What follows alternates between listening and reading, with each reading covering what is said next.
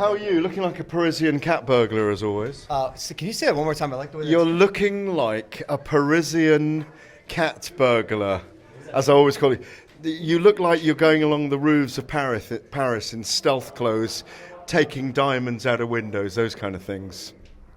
I like that. There's no answer to that, really. But it's great to see you.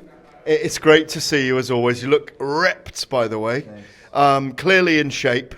Can you, first of all, try and make sense of what just happened up there on stage? I could, but I feel like it hurt my brain.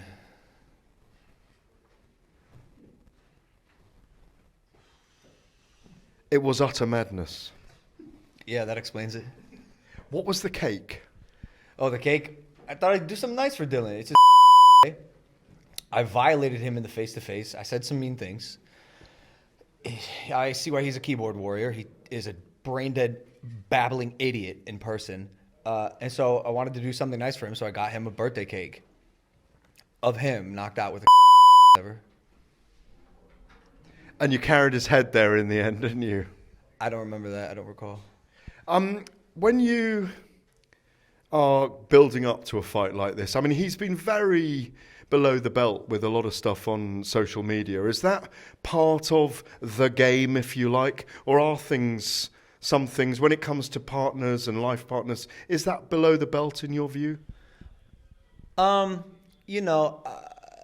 after fighter partners is a tactic for sure. And there's a way to do it where you don't have to completely bully someone and make the fight entirely about an uninvolved third party. So, yeah, obviously he's gone way too far. He's an obsessive scumbag. He's vile. He's grotesque. He's a putrid, evil human being. Evil is the way to describe Dillon Danis. He's an empty, broken soul, unaccomplished, unfulfilled, and unhappy. And so he's taking it out on an innocent girl who's had long-term boyfriends her whole life and happened to be in the spotlight getting taken pictures of by paparazzi. Like, he's a and so, like, yeah, he's taking it too far, but that's why he hangs out with Conor McGregor. You sound like you're channeling all those things that he's sending to you messages to do a job come the fight night. I actually don't give a Dennis. Like, I really don't. I'm totally indifferent of who my opponent is. That's why we got my backup here, Mike Perry, because I really don't think Dillon's going to show. Really? I would be stunned if he shows. There's a running counter up right now on dildodanis.com that says how many days it's been since Dillon last fought. He's not a fighter, right? He's an influencer. And he's a good influencer, Problem is he's a scumbag, so I got to handle that. Mike Perry, then, if we talk about him as an altogether different kind of fight for you. Bare knuckle champ, very dangerous fighter, former MMA fighter, knows his way around a boxing ring. Are you sure, Logan? No, not at all. Not at all. Yeah, everyone's saying he's really good. I guess we'll see. Are you the guy that did 8 rounds of Floyd Mayweather, by the way? I think it was my brother. No, you don't tire of hearing that, do you? I don't recall. Hello. How are you? Come on, those 8 rounds with Floyd Mayweather, what did that mean to you? I'll be honest with you, that night changed my life. I can sit here all day and ask Floyd to pay me my remaining $1.5 million. But Floyd, you blessed me with an opportunity, and I knew if I passed that night, my life would be changed forever. The 3 biggest blessings in my life that I have right now didn't even occur before that fight, And I have to think that was the pivot point in my life where I became the entertainer that I always knew I could be, That night I felt like I was the greatest entertainer on the planet, at least for that one night. And so then I got to focus on some other things.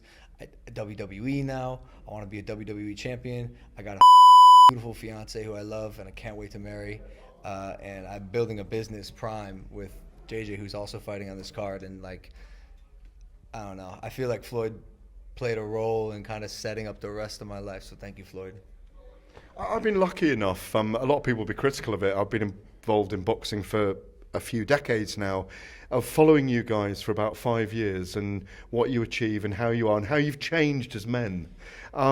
It is an extraordinary journey. And have you got a message for people that maybe want to, because you are challenging yourself all the time. Yeah. You and your brother do that the whole time. Yeah. Whatever anyone says about either of you, you challenge yourselves. And we see it. Whether people like it or not, we see it. What's your message to people who maybe aren't challenging themselves as much, or maybe want to get into fight sports, but have a fear of doing it, of exposing themselves? Here's a life is hard. Life is a it's gonna beat the living so you have to be resilient. You have to be able to handle adversity, and you have to challenge yourself. It's the only way you're gonna find out who you are. I love challenging myself, and I know every time I do it, I learn something new about myself. So yeah, I'm gonna keep doing this life because I believe in me. I want to keep raising the bar for myself and hopefully be an amazing human being for the rest of my life and continue getting the job done every time. Will you fight Tommy Fury if he beats KSI? We'll see. Jake wants to fight, you know. He wants to rematch him. Yeah, which I understand. And maybe I'll fight McGregor after I beat his. Ooh. Thank you very much, as always. He went, ooh. Ooh,